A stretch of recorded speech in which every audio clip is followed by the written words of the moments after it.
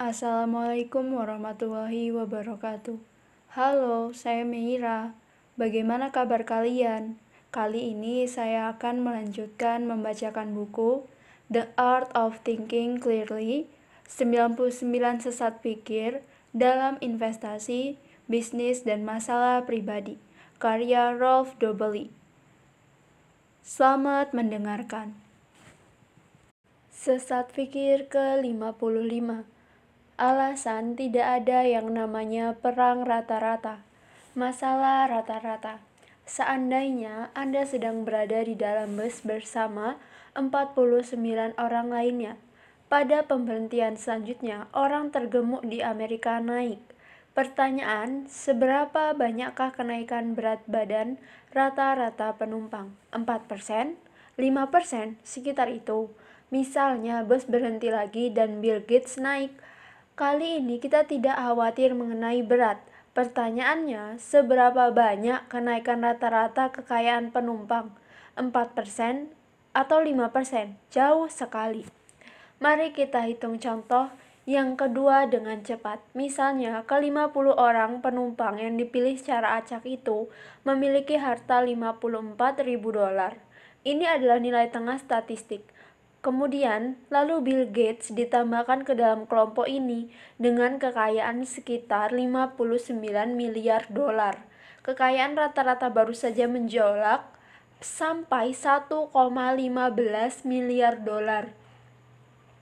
Peningkatan 2 juta% lebih. Seorang yang berada jauh di ujung kisaran telah mengubah gambaran secara radikal, menyebabkan istilah rata-rata sama sekali tidak bermakna. Jangan seberangi sungai jika rata-rata kedalamannya 1 meter, kata Nassim Taleb yang memberi saya contoh-contoh di atas. Di banyak bagian sungai itu bisa saja sangat dangkal beberapa sentimeter, tapi mungkin di tengah dapat berubah menjadi sungai deras dengan kedalaman 6 meter, yang tentu saja dapat dengan mudah membuat Anda tenggelam. Berhubungan dengan rata-rata adalah usaha yang beresiko karena seringkali menutupi distribusi yang utama, sebaran angka-angka sebenarnya. Contoh lain, nilai rata-rata sinar ultraviolet yang mengenai Anda pada satu hari bulan Juni tidak berbahaya bagi kesehatan. Tapi jika Anda telah menghabiskan sepanjang musim panas di dalam kantor yang gelap, lalu terbang ke Barbados dan berbaring di bawah sinar matahari tanpa tabir surya selama seminggu penuh, Anda akan dapat masalah. Walau secara rata-rata selama musim panas Anda tidak terkena sinar ultraviolet lebih banyak dibandingkan seseorang yang secara teratur pergi keluar. Semua ini cukup jelas dan mungkin Anda sudah menyadarinya. Contohnya, setiap malam Anda minum 1 gelas anggur merah untuk makan malam.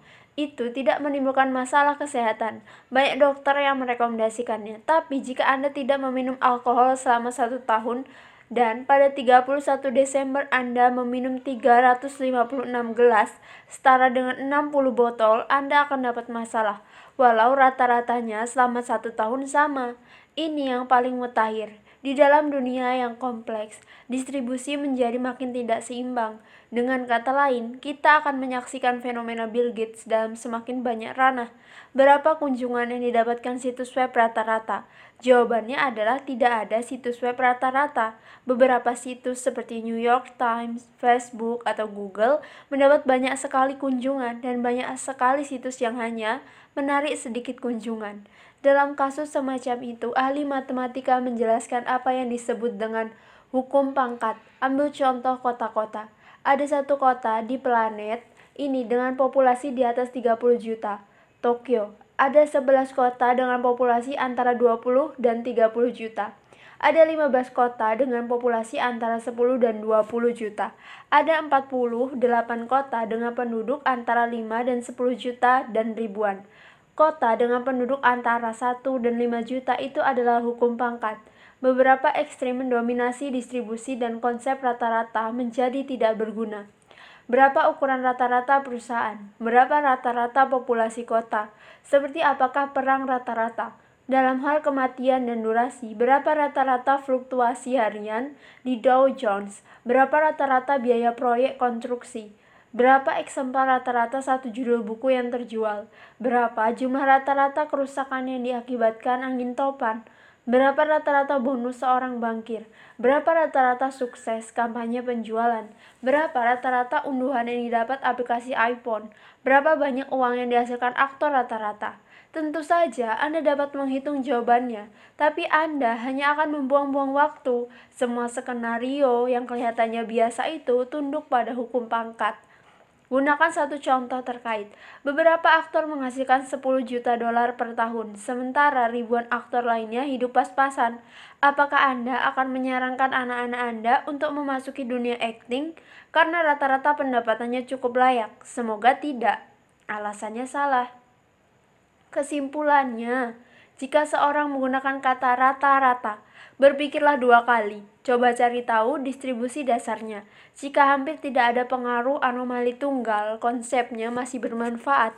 Tapi ketika kasus yang ekstrim mendominasi, seperti fenomena Bill Gates, kita harus mengabaikan istilah rata-rata.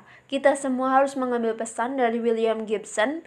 Masa depan sudah ada di sini, hanya saja tidak didistribusi dengan adil. Sesat fikir ke-56. Cara bonus menghancurkan motivasi. Serbuan motivasi. Beberapa bulan yang lalu, seorang teman dari Connecticut memutuskan untuk pindah ke New York.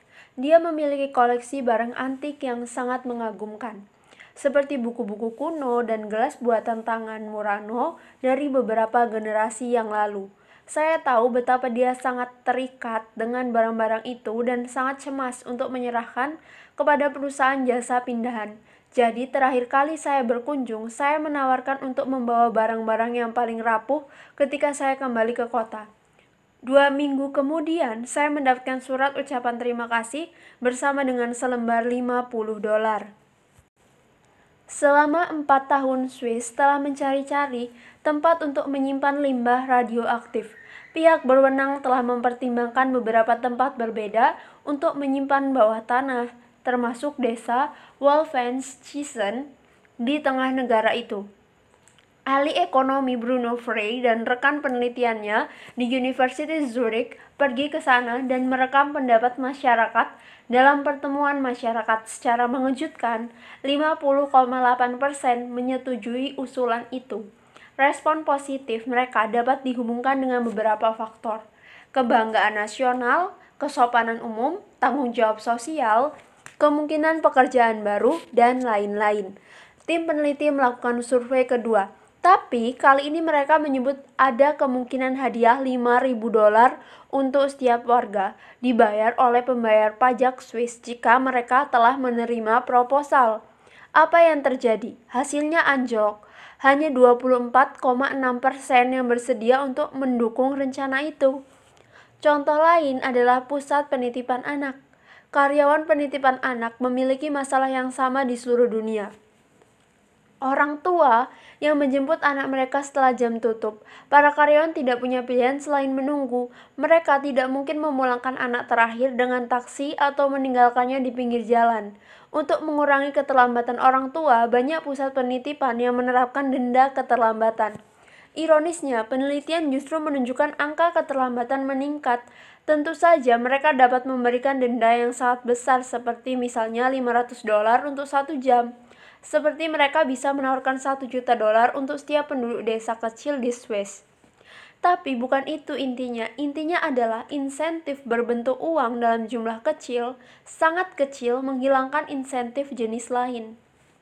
Ketiga, cerita tersebut menggambarkan satu hal: uang tidak selalu memotivasi, bahkan di dalam banyak kasus justru kebalikannya. Ketika teman saya menyelipkan $50 itu, dia menganggap rendah nilai baik saya dan juga menodai pertemanan kami. Kompensasi yang ditawarkan untuk penyimpanan nuklir dipandang sebagai uang suap serta merendahkan semangat dan patriotisme masyarakat. Denda keterlambatan tempat penitipan anak mengubah hubungan antar pribadi dengan orang tua menjadi hubungan keuangan dan pada dasarnya melegitimasi keterlambatan mereka. Sains punya nama untuk fenomena ini, yaitu serbuan motivasi atau motivation crowding. Ketika seorang melakukan sesuatu untuk maksud baik, bukan alasan keuangan, bisa dikatakan karena kebaikan dalam hatinya. Pembayaran menggagalkan maksud baik itu. Hadiah uang mengikis semua motivasi lain. Umpama Anda mengelola organisasi nirlaba. Biasanya gaji yang Anda bayarkan tak benar, tapi karyawan-karyawan Anda sangat termotivasi karena mereka yakin sedang membuat perubahan. Jika tiba-tiba Anda memperkenalkan sistem bonus, misalnya kenaikan kecil pada gaji untuk setiap donasi yang dijamin, serbuan motivasi akan dimulai.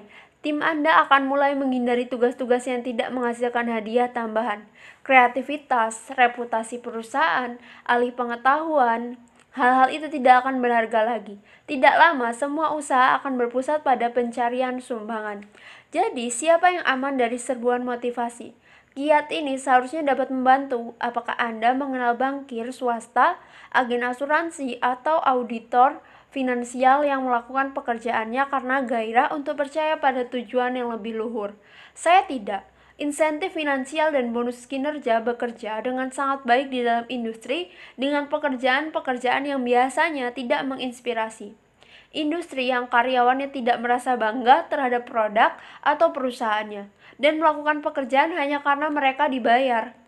Di pihak lain, jika Anda membuka usaha baru, sebaiknya Anda membentuk antusiasme karyawan untuk mempromosikan usaha keras perusahaan daripada menarik karyawan dengan bonus menggiurkan, yang juga tidak dapat Anda berikan. Satu kiat terakhir bagi mereka yang memiliki anak, pengalaman menunjukkan bahwa anak tidak bisa dibeli. Jika Anda menginginkan anak-anak Anda untuk melakukan pekerjaan rumah mereka, berarti alat musik atau bahkan sesekali memotong rumput, jangan raih dompet Anda, melainkan berikan mereka uang saku dengan jumlah yang tepat setiap minggu. Jika tidak, mereka akan mengeksploitasi sistem dan tidak lama kemudian menolak untuk tidur tanpa mendapatkan imbalan. Sesat fikir ke-57.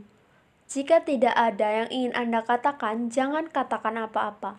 Kecenderungan omong kosong.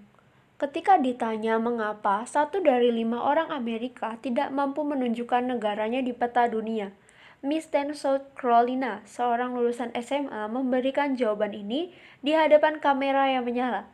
Saya pribadi percaya bahwa orang Amerika di Amerika Serikat tidak bisa melakukannya karena beberapa orang di luar sana di negara kita tidak memiliki peta, dan saya percaya bahwa pendidikan kita, seperti misalnya Afrika Selatan dan Irak di mana-mana, seperti itu, dan saya percaya bahwa mereka harus pendidikan kita di sini di Amerika harus menolong Amerika Serikat, harus menolong Afrika Selatan, dan harus menolong Irak dan negara-negara Asia, sehingga kita akan mampu untuk membangun masa depan kita. Video itu beredar luas, menyedihkan, Anda tahu, tapi Anda tidak menghabiskan waktu mendengarkan Ratu Kecantikan. Baiklah, bagaimana dengan kalimat berikut? Tentu saja tidak ada keharusan bahwa transmisi reflektif yang semakin meningkat dari tradisi kebudayaan ini akan dihubungkan dengan alasan yang berfokus kepada subjek dan kesadaran sejarah yang berfokus pada masa depan, sampai kepada tingkat bahwa kita menjadi sadar mengenai intrasubjektif konstitusi kebebasan, ilusi posesif individualis dari otonomi ketika kepemilikan pribadi hancur. Mengingatkan Anda akan sesuatu. Filsuf dan ahli sosiologi Jerman terkenal, Jürgen Habermas, di dalam Faktizitat und Geltung, antara fakta dan norma. Keduanya adalah manifestasi fenomena yang sama, kecenderungan omong kosong, twaddle tendensi. Di sini kata-kata dalam jumlah besar digunakan untuk menyamarkan kemalasan intelektual, kebodohan, atau gagasan yang tidak dikembangkan. Kadang-kadang berhasil, kadang-kadang tidak. Bagi sang Ratu Kecantikan, strategi pengacauan itu gagal secara spektakuler. Bagi Habermas, sampai saat ini berhasil. Semakin luas kata-kata tak jelasnya, semakin mudah kita percaya. Jika digunakan bersama-sama bias otoritas, omong kosong semacam itu bisa sangat berbahaya. Saya sendiri telah jatuh ke dalam kecenderungan omong kosong. Pada banyak kesempatan ketika saya masih lebih muda, filsuf Prancis Jacques Derrida membuat saya kagum. Saya melahap buku-bukunya, tapi bahkan setelah merenung habis-habisan, saya masih belum dapat memahaminya. Setelah itu, tulisan Derrida mendapat aura misterius, dan semua pengalaman itu mendorong saya untuk menulis disertasi dalam bidang filsafat. Jika ditinjau kembali, keduanya adalah berjilid-jilid omongan yang tidak berguna, Derrida dan disertasi saya. Dalam ketidakpedulian, saya telah mengubah diri saya menjadi mesin pembual yang berjalan dan berbicara. Kecenderungan omong kosong marak di dalam olahraga. Pewawancara yang terlalu bersemangat mendorong pemain sepak bola yang masih terengah-engah untuk menerangkan komponen-komponen permainan. Padahal yang ingin mereka katakan adalah, kami kalah begitu saja. Tapi, bagaimanapun juga pembawa acara harus mengisi waktu mengudara, dan sepertinya metode yang paling baik adalah dengan mengoceh, dan dengan memaksa pemain serta pelatih untuk ikut mengoceh ocehan menyamarkan kebodohan. Fenomena ini juga telah berakar di lingkungan akademis. Semakin sedikit hasil yang dipublikasikan suatu cabang ilmu semakin diperlukan ocehan. Yang banyak rentan terkena adalah ahli ekonomi, yang dapat kita lihat melalui komentar dan ramalan ekonomi mereka. Hal yang sama juga terjadi untuk perdagangan pada skala yang lebih kecil. Semakin buruk keadaan suatu perusahaan, semakin hebat CEO-nya berbicara. Omongan yang berlebihan tidak hanya sekedar banyaknya berbicara, tapi juga hiperaktivitas yang dirancang untuk menutupi kesulitan yang dialami. Perkecualian yang layak dipuji adalah Jack Welch, mantan CEO General Electric. Dalam suatu wawancara, dia pernah berkata, "Anda tidak akan percaya betapa sulitnya menjadi sederhana dan jelas. Orang-orang takut kelihatan seperti orang bodoh, kenyataannya yang benar justru kebalikannya." Kesimpulannya, ekspresi verbal adalah cerminan pikiran. Pikiran yang jelas menjadi pernyataan yang jelas, sedangkan gagasan-gagasan yang tidak jelas berubah menjadi omong kosong yang bertele-tele. Masalahnya adalah dalam banyak kasus, kita kekurangan pikiran yang jernih. Dunia ini rumit dan diperlukan usaha mental yang keras untuk memahami salah satu segi dari keseluruhan. Sampai Anda mengalami semacam pencerahan, lebih baik mendengarkan Mark Twain. Jika tidak ada yang ingin Anda katakan, jangan katakan apa-apa. Kesederhanaan adalah puncak perjalanan panjang dan sulit, bukan titik awal. Sesat pikir ke-58. Cara meningkatkan IQ rata-rata di 2 negara bagian. Fenomena Will Rogers. Misalnya, Anda mengelola bank swasta kecil. Bank itu mengelola uang orang-orang kaya yang sebagian besar sudah pensiun. Dua manajer keuangan A dan B adalah bawahan Anda. Manajer keuangan A mengelola uang sedikit orang yang sangat kaya. Manajer keuangan B berhubungan dengan klien yang kaya, tapi tidak sangat kaya. Dewan direksi meminta Anda untuk meningkatkan rata-rata kumpulan uang baik A dan B dalam 6 bulan. Jika Anda berhasil, Anda akan menerima bonus yang menyenangkan. Jika tidak, mereka semua akan mencari orang lain untuk melakukannya. Dari mana Anda mulai? Sebenarnya sangat sederhana. Anda mengambil seseorang klien dengan persediaan uang yang besar, tapi tidak terlalu besar, dari A dan berikan kepada B. Dalam satu langkah, tindakan ini akan meningkatkan rata-rata kekayaan yang dikelola A sekaligus B tanpa Anda harus mencari satupun klien baru. Satu-satunya pertanyaan yang tinggal adalah bagaimana Anda akan menghabiskan bonus Anda. Lalu, umpamakan Anda berganti karir dan sekarang bertanggung jawab atas 3 dana lindung nilai atau hedge fund yang terutama diinvestasikan di perusahaan swasta. Dana A mendapatkan hasil yang sensasional, dana B biasa saja, dan dana C menyedihkan. Anda ingin membuktikan diri Anda kepada dunia. Jadi apa rencana besar Anda? Anda sekarang tahu bagaimana caranya. Pindahkan beberapa bagian A ke B dan C. Pilihan dengan tepat semua investasi yang telah mengurangi hasil rata-rata A, tapi masih cukup menguntungkan untuk melindungi B dan C. Dalam waktu singkat, ketiga dana terlihat jauh lebih sehat. Dan karena perubahannya terjadi di dalam Anda, tidak perlu mengeluarkan biaya apa-apa. Tentu saja nilai kombinasi ketiganya tidak akan naik 1 sen pun, tapi semua orang masih akan menempuk bahu Anda. Efek ini disebut migrasi tahap. atau fenomena Will Rogers, mengikuti nama komedian Amerika dari Oklahoma. Konon, salah satu lawakannya adalah bahwa orang Oklahoma yang pindah ke California meningkatkan rata-rata IQ kedua negara bagian. Karena kita jarang mengenali skenario semacam itu, mari kita latih fenomena Will Rogers untuk menanamkannya di dalam ingatan Anda. Salah satu contoh yang baik adalah waralaba otomotif. Misalnya, Anda bertanggung jawab terhadap 2 cabang kecil di kota yang sama dengan total 6 penjualan, nomor 1, 2, dan 3 di cabang A, nomor 4, 5, 6 di cabang B. Secara rata-rata, penjual nomor 1 menjual 1 mobil per minggu. Penjual nomor 2 menjual 2 mobil per minggu, dan selanjutnya sampai ke penjual nomor 6 yang menjual 6 mobil per minggu. Dengan sedikit perhitungan, Anda tahu bahwa cabang A menjual 2 mobil per penjual per minggu, sedangkan cabang B jauh lebih melebihi dengan kira-kira 5 mobil per penjual per minggu. Anda memutuskan untuk memindahkan penjual nomor 5 ke cabang A. Apa yang terjadi? Secara rata-rata penjualan meningkat sampai 2,5 unit per orang. Dan cabang B sekarang terdiri atas hanya 2 penjual, nomor 5 dan 6. Jumlah rata-rata penjualnya meningkat menjadi 5,5 per orang. Strategi pertukaran seperti itu tidak mengubah apapun secara keseluruhan, tapi menciptakan ilusi yang mengagumkan. Untuk alasan inilah, wartawan, investor, dan anggota dewan direksi harus lebih waspada ketika mereka mendengar peningkatan rata-rata di negara, perusahaan, departemen, pusat biaya, dan lini produk.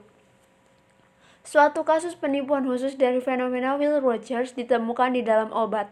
Tumor biasanya dipecahkan menjadi 4 tahap. Yang paling kecil dan paling dapat diobati diklasifikasi sebagai tahap 1. Yang paling buruk adalah tahap 4. Kemajuan perkembangan tumor memberi kita istilah migrasi tahap. Angka kemungkinan sembuh lebih tinggi untuk pasien tahap 1 dan paling rendah pada pasien tahap balik lanjut. Saat ini, setiap tahun prosedur-prosedur baru diumumkan ke pasar dan memungkinkan lebih banyak diagnosis yang akurat. Teknik penyaringan yang baru ini mengungkapkan tumor yang sangat kecil yang sebelumnya tidak pernah disadari dokter. Hasilnya, pasien yang selama ini keliru dinilai sehat, sekarang terhitung sebagai pasien tahap 1. Bertambahnya orang yang relatif sehat ke dalam kelompok tahap 1 meningkatkan angka harapan hidup rata-rata kelompok itu. Sukses medis yang hebat, sayangnya tidak, hanya migrasi tahap. Sesat fikir ke-59. Jika Anda punya musuh, beri dia informasi. Bias informasi. Di dalam cerita pendeknya, Del Rigor and La Ciencia, yang hanya terdiri atas 1 paragraf, George Louis Borges menggambarkan suatu negara yang istimewa.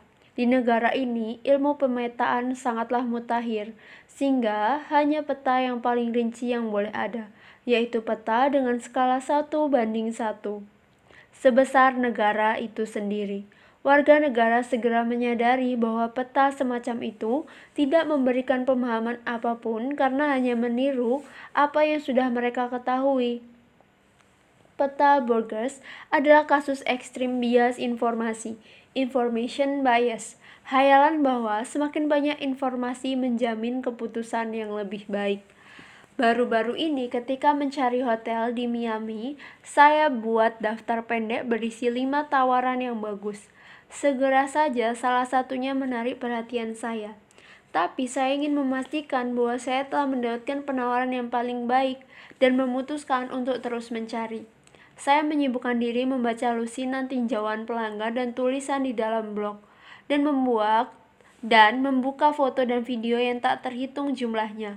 2 jam kemudian saya dapat berkata dengan pasti hotel mana yang paling bagus yang sejak awal telah saya sukai. Timbunan informasi tambahan tidak mengantarkan kita kepada keputusan yang lebih baik. Justru kebalikannya, jika waktu adalah uang, seharusnya saya menginap di Four Seasons. Jonathan Barron dari University of Pennsylvania mengajukan pertanyaan berikut kepada para dokter. Seorang pasien menampilkan gejala-gejala yang mengindikasikan 80% kemungkinan menderita penyakit A. Jika itu bukan masalahnya, pasien telah mengalami penyakit X atau Y. Masing-masing penyakit ini sama buruknya dan setiap perawatan menghasilkan efek samping yang mirip. Sebagai seorang dokter, tindakan apa yang Anda sarankan? Logikanya, Anda memilih penyakit A dan merekomendasikan terapi yang sesuai. Sekarang, misalnya di tes diagnosis yang menyiratkan positif ketika penyakit X ada dan negatif ketika penyakit Y dideteksi. Tapi kalau pasien ini sebenarnya memiliki penyakit A, hasil tes akan menunjukkan positif dalam 50% kasus dan negatif di dalam 50% yang lain. Akankah Anda merekomendasikan pelaksanaan tes tersebut? Kebanyakan dokter akan berkata ya, bahkan jika hasilnya tidak akan relevan. Andai hasil tesnya positif, kemungkinan penyakit A masih lebih besar dibandingkan dengan penyakit X. Informasi tambahan tidak memberi tambahan nilai kepada keputusan. Dokter bukan satu-satunya profesional dengan kegemaran akan informasi yang berlebihan. Manajer dan investor juga hampir kecanduan. Seberapa sering penelitian dilaksanakan satu demi satu? Walaupun fakta-fakta kritisnya sudah siap tersedia, informasi tambahan tidak hanya membuang-buang waktu dan uang, tapi juga dapat menempatkan Anda pada kondisi tidak menguntungkan. Pertimbangkan pertanyaan ini. Kota mana dengan penduduk lebih banyak, San Diego atau San Antonio? Gerd Gierens dari Max Planck Institute di Jerman mengajukan pertanyaan ini kepada para mahasiswa di University of Chicago dan University of Munchen. 62% mahasiswa Chicago menebak dengan benar. San Diego memiliki lebih banyak penduduk, tapi yang menakjubkan adalah setiap mahasiswa Jerman menjawab dengan benar. Alasannya, mereka semua pernah mendengar tentang San Diego, tapi tidak tahu San Antonio, sehingga mereka memilih kota yang lebih mereka kenal. Tapi bagi mahasiswa Chicago, kedua kota tersebut sama-sama bisa mereka dengar. Mereka memilih lebih banyak informasi dan mereka tersesat. Atau pertimbangkan ratusan ribu ahli ekonomi yang bekerja di bank, kelompok pemikir, dana lindung nilai, dan pemerintah. Dan semua laporan resmi yang telah mereka terbitkan sejak 2005 sampai 2007. Pustaka laporan penelitian dan model matematis yang sangat besar. Jumlah komentator yang amat sangat banyak, presentasi PowerPoint yang dipoles, informasi yang sangat banyak dari layanan berita Bloomberg dan Reuters, tarian untuk memuja dewa informasi. Itu semua omong kosong. Krisis ekonomi terjadi dan menjungkalkan pasar global. Ramalan dan komentar yang tak terhitung jumlahnya menjadi tidak berguna. Lupakan usaha untuk mengumpulkan semua data.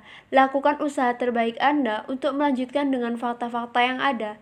Anda akan terbantu membuat keputusan-keputusan yang lebih baik. Informasi yang berlebihan tidaklah berguna, baik Anda mengetahuinya atau tidak. Ahli sejarah Daniel Boorstin menjelaskan dengan tepat, hambatan terbesar untuk penemuan bukanlah ketidaktahuan, tapi ilusi mengetahui. Dan selanjutnya Anda dihadapkan dengan seorang pesaing, pertimbangkan untuk membunuhnya. Bukan dengan kebaikan, tapi dengan segudang data dan analisis. Sesat fikir ke-60, sakitnya menyenangkan, pembenaran upaya. John, seorang prajurit di Angkatan Bersenjata Amerika Serikat, menyelesaikan pelatihan terjun payungnya. Dia yang sangat didambakan, akhirnya atasan berdiri di hadapannya, meletakkan lencana di dadanya, menekankan dengan sangat keras sehingga menusuk dagingnya. Sejak saat itu, di setiap kesempatan John membuka kancing teratas kemejanya untuk menunjukkan bekas luka kecil itu. Beberapa dekade kemudian, dia membuang semua kenang-kenangan dari masanya di Angkatan Bersenjata, kecuali lencana kecil yang tergantung di dalam figura yang dibuat khusus di dinding ruang tengahnya. Sendirian, Mark memperbaiki satu sepeda motor Harley Davidson yang sudah berkarat. Setiap akhir pekan dan hari libur dia mengurusi sepeda motornya, sementara pernikahannya mendekati kehancuran. Perjuangannya berat, tapi akhirnya Harley Davidson kesayangannya itu siap berjalan dan berkilau di bawah sinar matahari. 2 tahun kemudian, Mark benar-benar membutuhkan uang. Dia menjual semua miliknya, TV, mobil, bahkan rumah, tapi tidak sepeda motornya. Bahkan ketika seseorang peminat menawarkan 2 kali lipat nilai sebenarnya, Mark tidak menjualnya. John dan Mark adalah korban pembenaran upaya atau effort justification. Ketika Anda menyalurkan banyak energi ke dalam pekerjaan, Anda cenderung menilai hasilnya terlalu tinggi. Kesakitan fisik yang ditanggung John membuat lencana parasut itu lebih cemerlang daripada semua penghargaan yang lain. Dan karena Harley milik Mark membuatnya kehilangan terlalu banyak waktu dan hampir juga istrinya, Mark menilai motor itu sangat tinggi sehingga tidak akan pernah menjualnya. Pembenaran upaya adalah kasus istimewa. Disonansi kognitif memiliki lubang karena tekanan di dada Anda demi rencana satu prestasi sederhana berbatasan dengan keanehan otak John mengimbangi ketidakseimbangan ini dengan menghargai rencana itu terlalu tinggi, melebih-lebihkannya dari sesuatu yang biasa menjadi sesuatu yang setengah keramat. Semua itu terjadi tanpa disadari dan sulit untuk dicegah. Kelompok menggunakan pembenaran upaya untuk mengikat anggotanya kepada mereka, contohnya melalui inisiasi ritual. Geng dan persaudaraan mahasiswa menerima anggota baru dengan memaksa mereka bertahan dalam ujian yang memuakan atau kejam. Penelitian membuktikan bahwa semakin berat untuk lolos ujian masuk, semakin besar kebanggaan orang yang mengikutinya dan nilai yang mereka hubungkan dengan keanggotaan. Sekolah-sekolah MBA memainkan pembenaran upaya dengan cara ini. Mereka bekerja bersama mahasiswa siang dan malam tanpa jeda, seringkali sampai ke titik kelelahan. Terlepas dari apakah pelajaran itu terbukti berguna nantinya, begitu mahasiswa yang mendapatkan gelar MBA, mereka menganggapnya sebagai kualifikasi penting bagi karir mereka, hanya karena mereka telah susah payah mendapatkannya. Bentuk ringan pembenaran upaya adalah yang disebut efek IKEA. Mebel yang kita pasang sendiri sepertinya lebih berharga dibandingkan dengan karya desainer mahal manapun. Hal yang sama berlaku untuk kaos kaki rajutan tangan.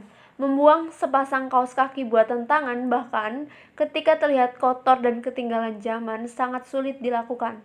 Manajer yang menghabiskan berminggu-minggu bekerja keras membuat proposal strategi tidak akan mampu menilainya secara objektif. Perancang, penulis naskah, pengembang produk, atau profesional lain yang merenungkan ciptaannya sama bersalahnya dalam hal ini. Pada tahun 1950-an, campuran kue instan diperkenalkan. Pasti akan sukses, pikir pembuatnya. Jauh sekali, ibu rumah tangga segera membenci produk itu karena membuat segala sesuatu jadi lebih mudah. Perusahaan bereaksi dan membuat persiapannya menjadi sedikit lebih sulit, mencampurkan sendiri sebutir telur. Usaha tambahan itu meningkatkan rasa pencapaian dan dengan demikian penghargaan mereka terhadap makanan instan. Sekarang setelah Anda memahami pembenaran upaya Anda dapat menilai proyek-proyek Anda dengan lebih objektif. Cobalah. Setiap kali Anda menginvestasikan waktu dan usaha yang besar ke dalam sesuatu, ambil jarak dan pelajari hasilnya, hanya hasilnya. Novel yang telah Anda kerjakan selama 5 tahun dan tidak ada penerbit yang menginginkannya. Mungkin memang tidak layak mendapatkan Nobel Sastra sama sekali. Gelar MBA yang Anda rasa harus didapatkan, apakah Anda sendiri mau merekomendasikannya kepada orang lain? Dan perempuan yang sudah bertahun-tahun Anda kejar, benarkah dia lebih baik daripada calon nomor 2 yang akan dengan segera berkata iya? Sesat fikir ke-61, mengapa hal kecil terasa besar? Hukum jumlah kecil. Anda duduk sebagai dewan direksi suatu perusahaan pengecer yang memiliki 1000 toko.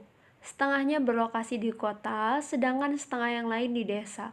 Atas perintah CEO, seorang konsultan melakukan penelitian mengenai pengutilan dan kini sedang mempresentasikan temuannya.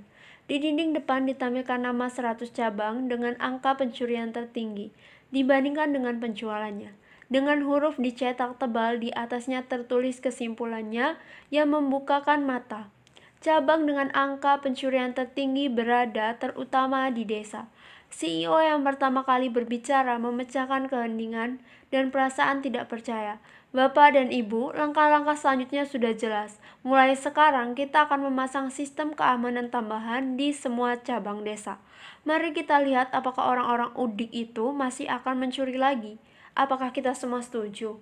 Tidak sepenuhnya. Anda meminta konsultan untuk mengumpulkan 100 cabang dengan angka pencurian terendah. Setelah penyortiran secara cepat, daftarnya muncul. Kejutan-kejutan, toko-toko dengan jumlah pengutilan terendah dalam hubungannya dengan penjualan juga berada di desa. Lokasi bukanlah faktor penentunya. Anda memulai tersenyum sedikit.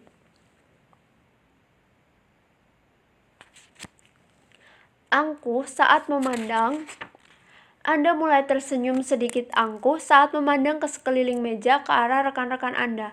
Yang penting adalah ukuran tokonya. Di daerah pedesaan, ukuran toko cabang cenderung kecil.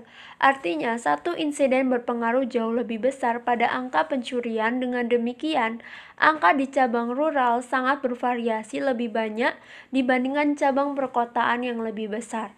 Bapak dan Ibu, saya perkenalkan hukum jumlah kecil. Anda baru saja jadi korbannya.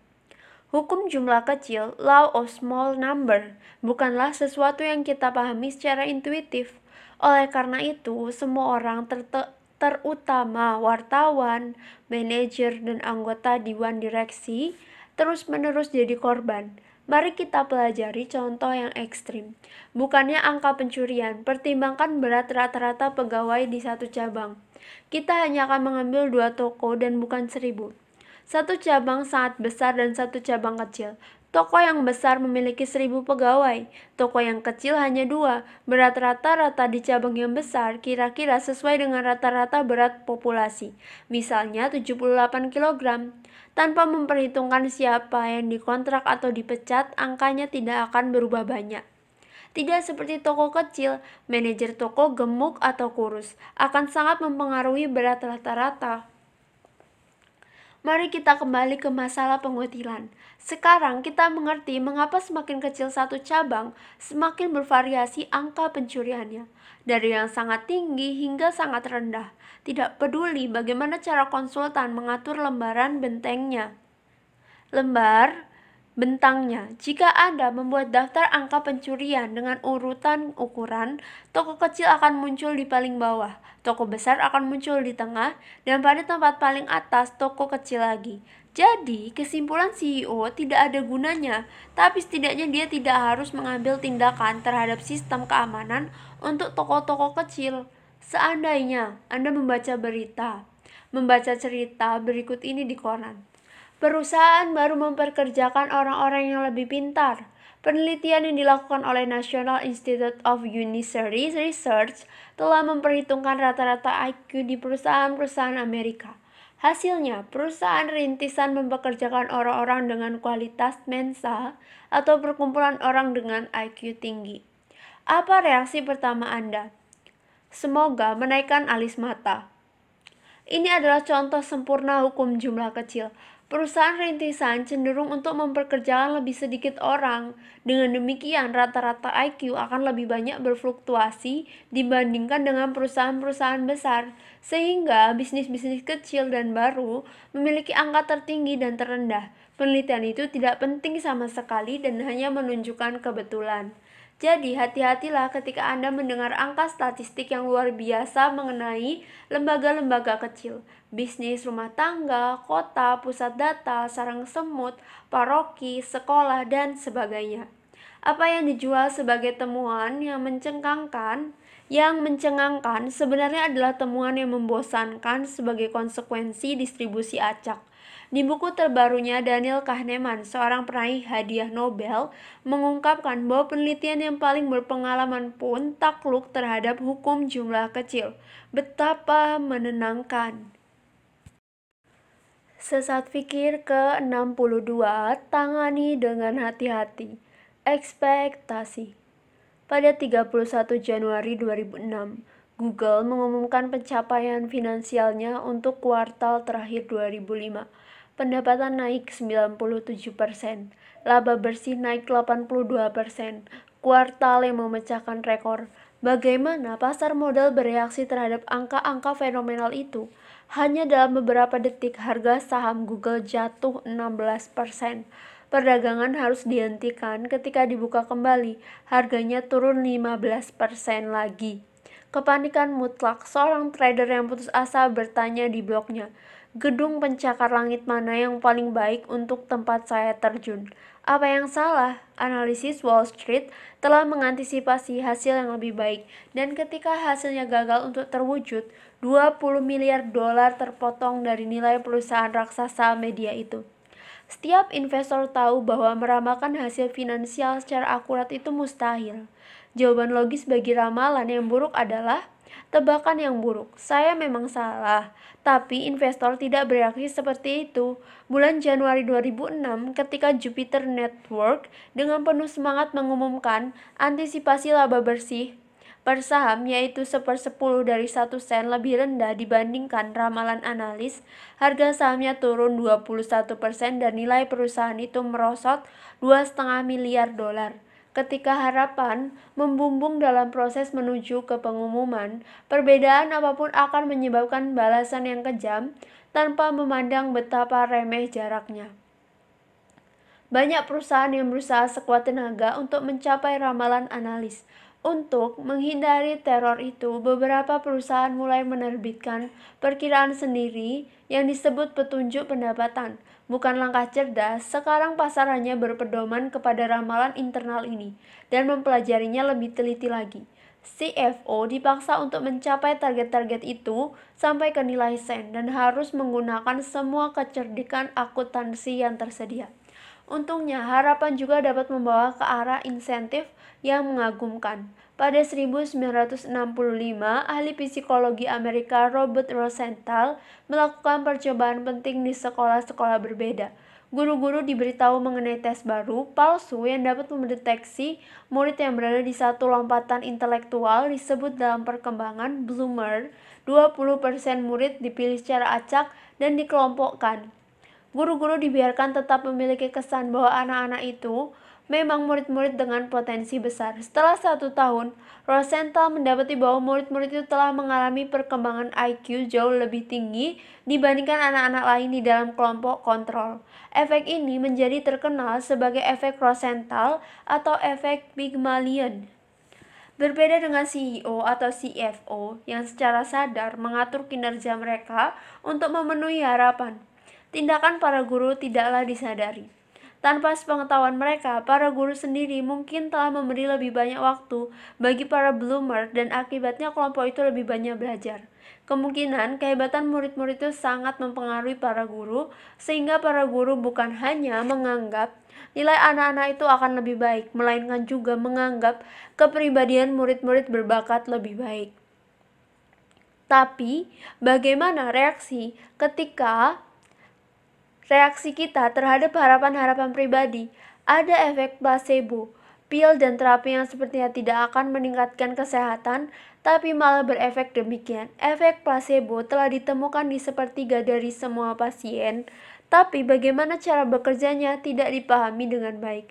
Yang kita ketahui adalah bahwa harapan mengubah biokimia otak serta seluruh tubuh. Karena itu, penderita Alzheimer tidak dapat merasakan manfaatnya. Penyakit mereka merusak wilayah otak yang berhubungan dengan harapan. Harapan tidak terwujud, tapi efeknya cukup nyata. Ada kekuatan untuk mengubah kenyataan. Dapatkah kita meniadakannya? Apakah mungkin menjalani hidup tanpa harapan? Sayangnya tidak, tapi Anda dapat menghadapinya dengan lebih berhati-hati. Tingkatkan harapan bagi Anda sendiri dan bagi orang-orang yang Anda kasihi. Itu meningkatkan motivasi pada waktu yang sama. Turunkan harapan untuk hal-hal yang tidak dapat Anda kendalikan. Contohnya, bursa saham. Walau terdengar aneh, cara terbaik untuk melindungi diri Anda dari kejutan-kejutan tidak menyenangkan adalah dengan mengantisipasinya. Sesat fikir ke-63, perangkap kecepatan di depan. Logika sederhana. 3 pertanyaan mudah, segera ambil pulpen dan tuliskan jawaban Anda di pinggir. Pertanyaan pertama, di satu toko serba ada harga 1 bat pingpong dan 1 bola pingpong 1,10 dolar.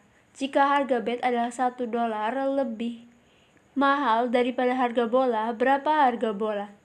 Pertanyaan kedua, di satu pabrik tekstil, 5 mesin membutuhkan tepat 5 menit untuk membuat 5 kemeja. Berapa menit yang dibutuhkan 100 mesin untuk memproduksi 100 kemeja? Dan pertanyaan ketiga, Bunga lili air tumbuh di dalam kolam. Bunganya berkembang biak dengan sangat cepat. Setiap hari wilayah yang mereka penuhi berlipat ganda. Jika dibutuhkan 48 hari sampai kolam benar-benar tertutup dengan bunga lili air, berapa hari yang dibutuhkan agar tertutup setengahnya? Jangan lanjutkan membaca sampai Anda menuliskan semua jawabannya. Untuk setiap pertanyaan ini ada jawaban yang intuitif dan jawaban yang benar. Jawaban yang cepat dan intuitif muncul di dalam pikiran lebih dahulu. 10 sen, 100 menit, dan 24 hari. Tapi semuanya salah. Jawabannya adalah 5 sen, 5 menit, dan 47 hari. Berapa banyak yang Anda jawab dengan benar? Ribuan orang telah menjalani tes refleksi kognitif, Cognitive Reflection Test atau CRT, yang dikembangkan Profesor Saint Frederick. Sejauh ini, para mahasiswa di Massachusetts Institute of Technology atau MIT di Boston mendapatkan hasil paling baik. Secara rata-rata mereka memberikan 2,18 jawaban yang benar. Mahasiswa di Princeton University pada urutan kedua dengan rata-rata 1,63. Jauh di bawahnya adalah mahasiswa dari University of Michigan yang mendapatkan nilai rata-rata 0,83. Tapi terlepas dari peringkat yang rapi, pada kasus ini rata-rata tidaklah menarik. Yang lebih menarik adalah bagaimana mereka yang mendapat nilai tinggi berbeda dari yang lainnya. Ini petunjuk. Anda lebih memilih seekor burung di tangan atau 2 di semak-semak. Frederick menemukan bahwa seorang dengan hasil CRT rendah cenderung menginginkan seekor burung di tangan. Mereka bermain aman, lagi pula sesuatu lebih baik daripada tidak sama sekali. Mereka yang mendapat nilai minimal 2 atau lebih tinggi biasanya mengambil pilihan yang lebih beresiko. Mereka lebih memilih bertaruh. Hal ini terutama bagi yang laki-laki. Satu faktor yang memisahkan kedua kelompok adalah kemampuan untuk mengendalikan hasrat. Di bab 51 mengenai diskon hiperbolis, kita membahas kekuatan menggiurkan sekarang. Frederick yang mengajukan pertanyaan berikut kepada peserta, Anda lebih memilih mendapatkan $3.400 sekarang atau $3.800 1 bulan lagi? Secara umum, orang dengan nilai CRT rendah lebih memilih mendapatkan jumlah yang lebih sedikit dalam waktu yang lebih cepat. Bagi mereka, menunggu itu berat karena mereka lebih impulsif. Itu juga terjadi saat membuat keputusan, sementara orang-orang dengan hasil CRT tinggi biasanya memutuskan untuk menunggu beberapa minggu lagi. Mereka mengumpulkan keinginannya untuk menolak kepuasan instan dan mendapatkan imbalannya kemudian. Berpikir rasanya lebih melelahkan daripada merasakan. Pemikiran rasional membutuhkan lebih banyak tekad daripada hanya menyerah kepada intuisi. Dengan kata lain, orang-orang yang intuitif cenderung lebih sedikit mengamati. Kondisi ini mengarahkan ahli psikologi Harvard, Amitai Senhoff, dan rekan-rekan penelitinya untuk menginvestigasi apakah hasil CRT seseorang berhubungan dengan kepercayaan mereka. Seorang Amerika dengan angka CRT yang tinggi. Penelitian ini hanya dilakukan di Amerika Serikat. Pada umumnya, ateis dan keyakinannya telah diperkuat selama bertahun-tahun. Tapi peserta dengan nilai CRT rendah cenderung percaya kepada Tuhan dan keabadian jiwa dan seringkali memiliki pengalaman keagamaan. Hal ini masuk akal. Semakin intuitif seseorang dalam mengambil keputusan, semakin dia tidak rasional dalam mempertanyakan keyakinan religiusnya. Jika Anda tidak puas dengan nilai CRT Anda dan ingin meningkatkannya, mulailah dengan menyambut pertanyaan logis sesederhana apapun dengan keraguan. Tidak semua yang kelihatannya masuk akal itu benar. Tolak jawaban-jawaban mudah yang muncul di dalam kepala Anda. Jadi, satu percobaan lagi. Anda melakukan perjalanan dari A ke B. Dalam perjalanan itu, kecepatan Anda 160 km per jam dan dalam perjalanan pulang 80 km per jam. Berapa rata-rata kecepatan Anda? 120 km per jam? Pelan-pelan. Baiklah, bagian kali ini telah usai. Terima kasih untuk teman-teman yang telah mendengarkan. Semoga mendapat banyak hal bermanfaat dari buku ini. Bagi teman-teman yang ingin memberi saran atau merekomendasikan buku untuk dibaca, bisa disampaikan melalui kolom komentar. Terima kasih, sampai jumpa di audiobook selanjutnya. Wassalamualaikum warahmatullahi wabarakatuh.